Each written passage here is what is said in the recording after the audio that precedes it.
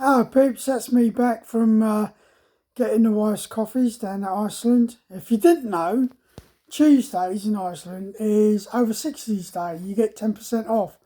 So that's why I disappear off into Loughborough every Tuesday. Right, following on from the video this morning, I'm going to give you the story of what happened to me as far as my stroke went. Like I say, what I would like people to do, if you want to, I'm asking you to consider it, not telling you what to do. Have a look at about strokes. Yeah, it can happen to anyone. Now, what happened to me was back on the 1st of September. Some of you may know, I do a little bit of work for DP World Tour. That's the golf production channel. And I was at the British Masters over at the Belfry in Birmingham. Now, it was a Sunday. I've been all right all the way through. We've been working since Thursday.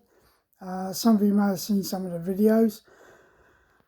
But on a Sunday, I went to go out to join up with my match, which I was covering.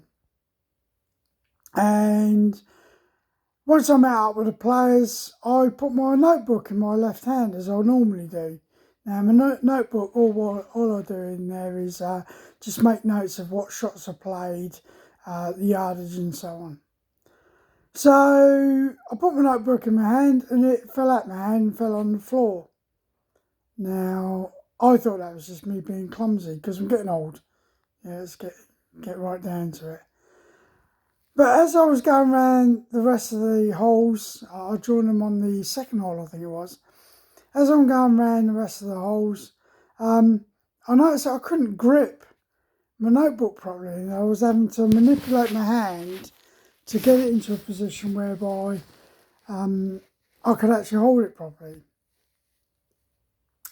So I never thought anything of it. No one mentioned anything to me as I was walking around. But I noticed as I'm getting further and further into the course, it was becoming more of a struggle to the point that by the 18th hole, I was noticing that my left arm was sort of hanging loosely by my side. So I didn't think anything more of it. I thought maybe I trapped a nerve or something. So I finished my round, walked back to the TV compound, handed in all my radios and so on, and then left.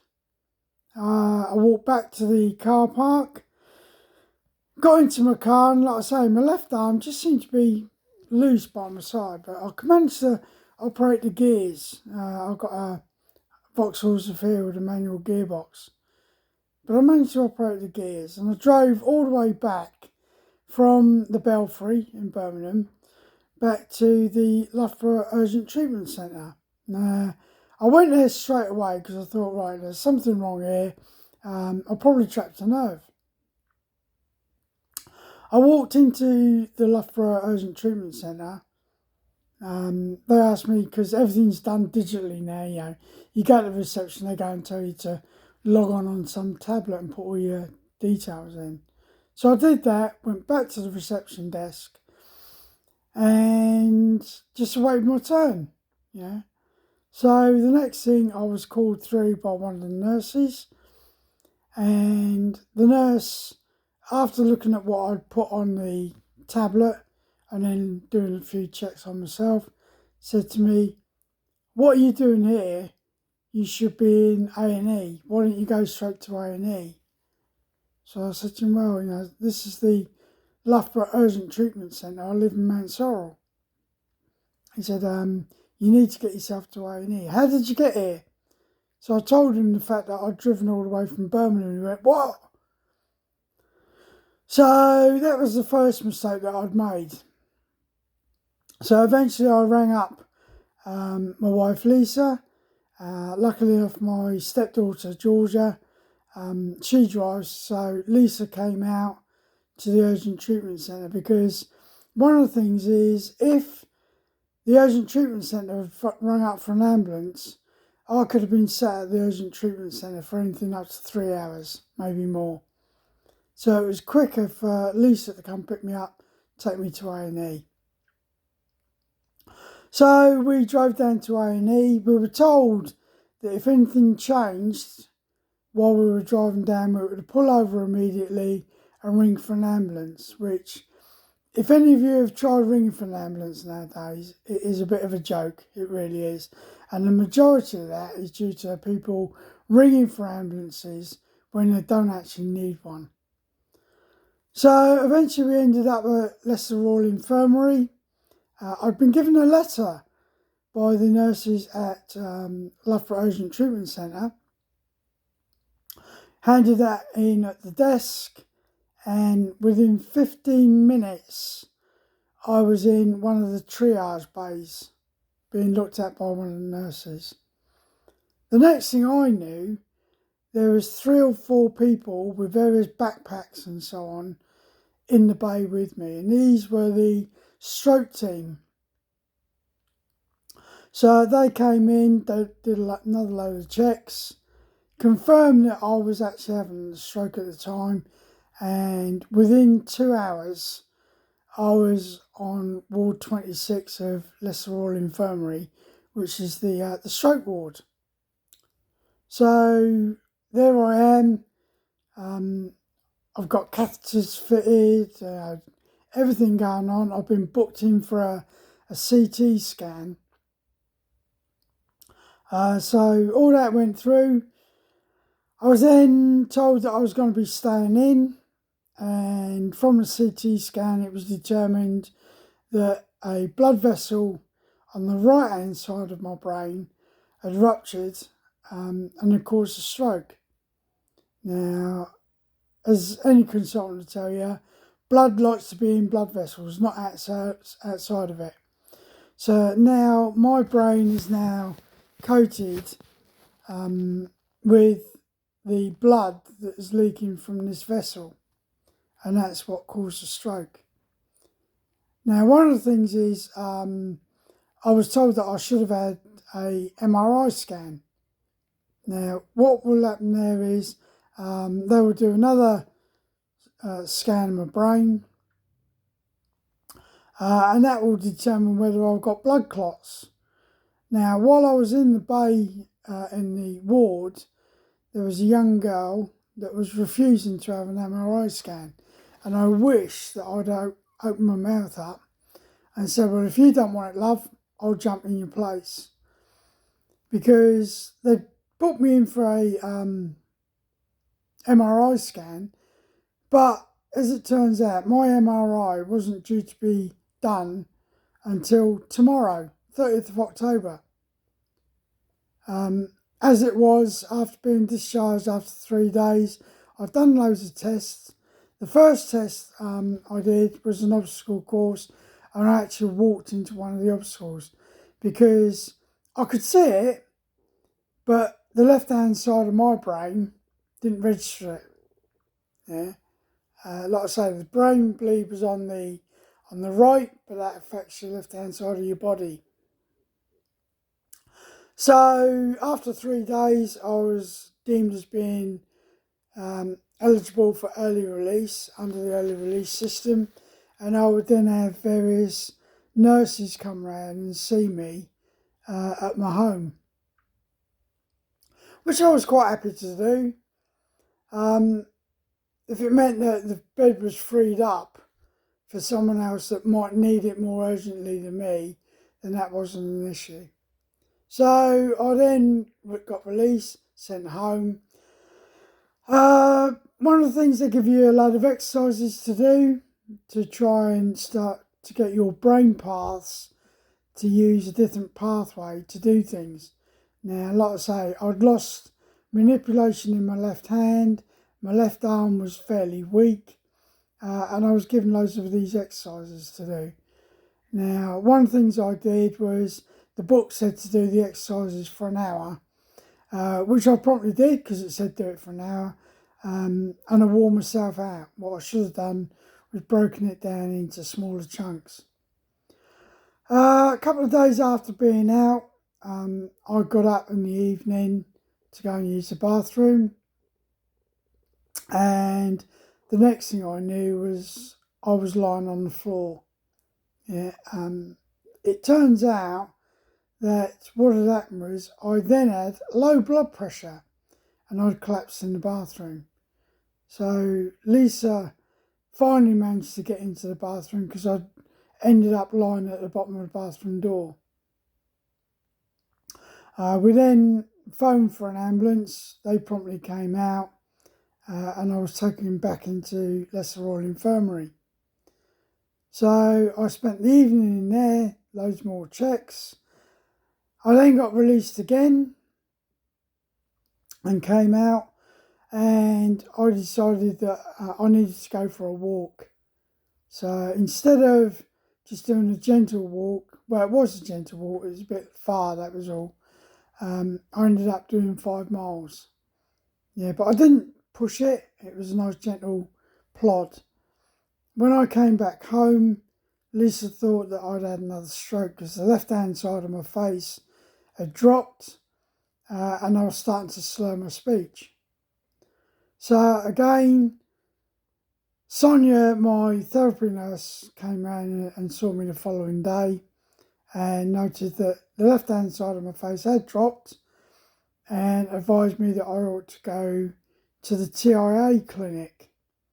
Now, we were all set to go when 10 minutes later, Sonia rang me up and said, don't go to the TIA clinic because they won't see you. You can't just walk in.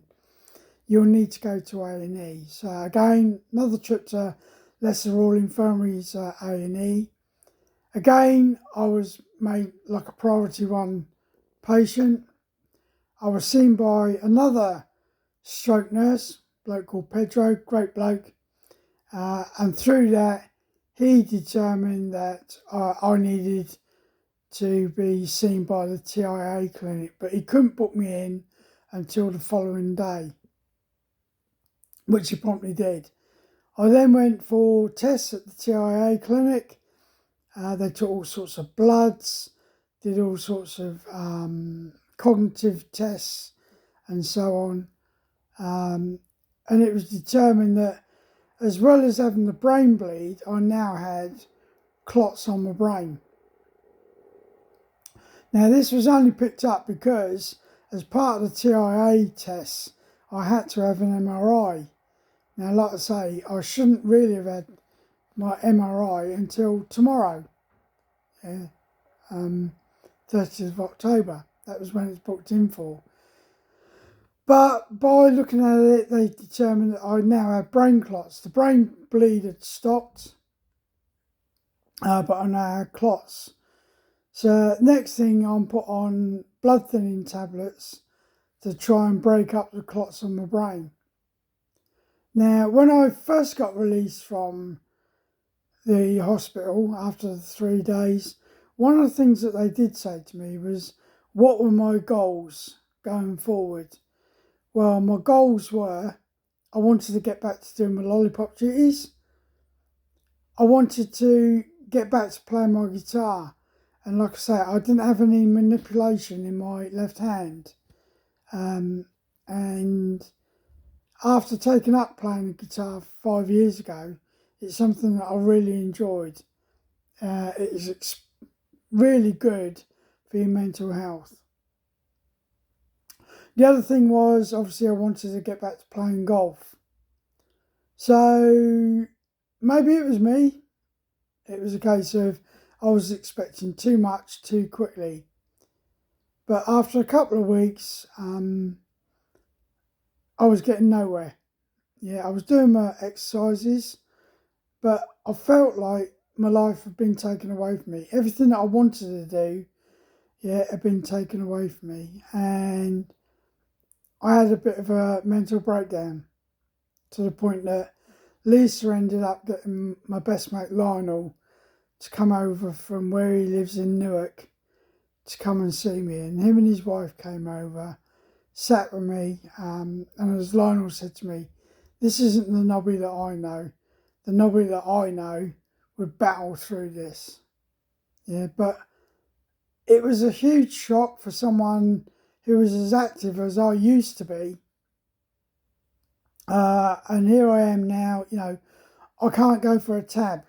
I can't do this. I can't play my guitar. I can't do what I love with the lollipop duties and so on. And it felt like my life was being taken away. Now, I'm not the only one that feels this from being a stroke victim.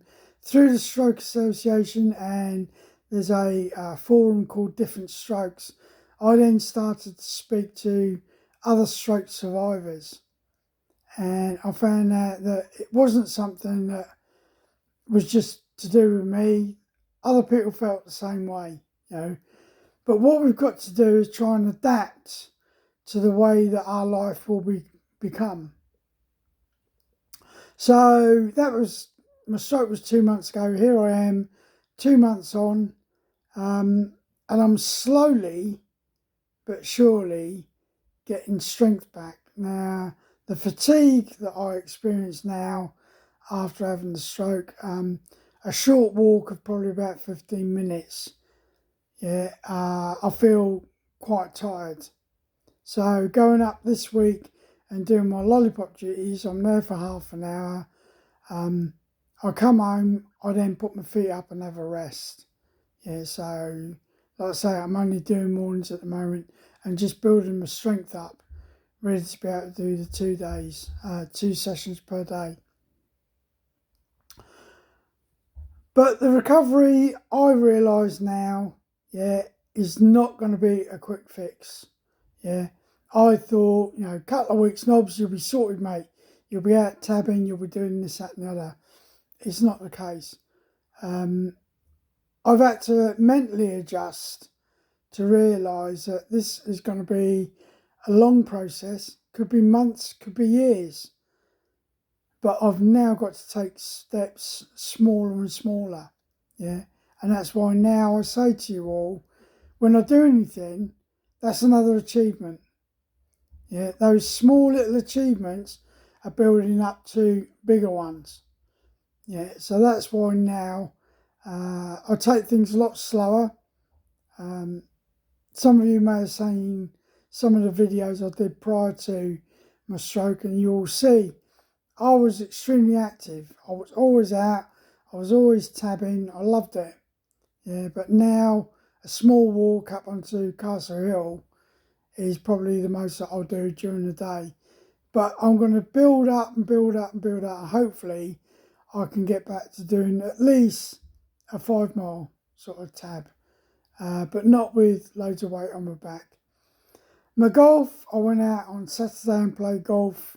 I was only supposed to be doing 9 holes. That was my intention.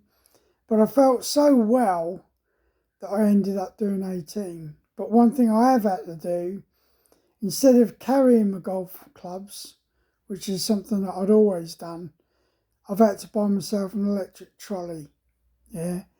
So again, I'm having to adapt and overcome. So that's what strokes and the recovery is all about. Now, some of you may know people that have suffered a stroke. Listen to what they're saying. Be aware of any changes in anyone. As I say, the advert about fast, so it's face, arm, slurring of speech, telephone. If you witness anyone and you feel that they're having a stroke, telephone for an ambulance, because the quicker that they get seen, the better. Obviously, I had to give up driving for the first calendar month of my after having my stroke, and then it was up to myself to determine whether I was fit enough to drive again. Again, I took that slowly, and I'm now able to drive myself. But there are some people that are in a position where they can't do anything for themselves. One of the stroke survivors that I've spoken to, he had his stroke probably about 6 years ago, and he's still unable to do things for himself. So I feel lucky in the fact of my stroke. But please, if you see anything slurring of speech, normally it's the face. You'll notice that the face drops on one side. Unfortunately, I didn't have that when I had my stroke. It just seemed to be my left arm and left hand. But be aware, do some research on it. I'm a great believer in first aid. Yeah, first aid will help anyone come through things, and things like this is paramount. So be aware of your friends. If you see anything, react, get some help for them. Like I say, it's World Stroke Day. You might see things going about nationwide, but please, I'll put a link in on my previous post about Stroke Association. Please, I'm asking you to consider it, have a quick look at what's on there, see if there's anything that you've seen before, in someone, and will probably help anyone in the future. So that's me about strokes and my recovery. Like I say, I'm moving forward. I'd like to thank everyone that got in touch with me through my channel, personally through texts and everything. You guys have been absolute stars. Keith and Tracy especially. That's Let's Tab 59 and Trace around. You've raised my spirits. Yeah, that's been the big thing. The children in the school have raised my spirits. I'm a PTSD sufferer, so the mental breakdown I was having was compounded by the fact of PTSD. But with the help of you and the children, I'm now moving forward, and I'm moving forward with positive steps. So thank you very much for your time. If you haven't subscribed to my channel and you've watched this and you think it might be an idea, please consider it. I'm not telling you what to do. You got your own minds. You do what you want to do. Same with Keith. Let's Tab 59. Keith says the same thing. Yeah, if you haven't subscribed and you've watched these and you think, oh, might be an idea to keep watching these ones, please consider it. So take care, everyone. All the best to you. Stay strong, and I will catch up with you soon.